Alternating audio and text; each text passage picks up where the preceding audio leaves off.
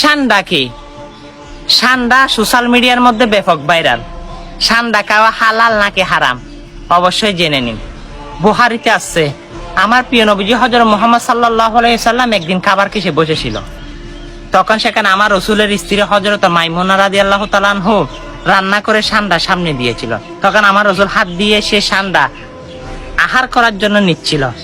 তখন আমার রাসূলের স্ত্রী হযরত মাইমুনা রাদিয়াল্লাহু তাআলা আনহা তখন বলে, ইয়া রাসূলুল্লাহ, এটা তো সান্ডা। তখন আমার রাসূল সেখান থেকে হাত সরিয়ে নিল, খান নাই।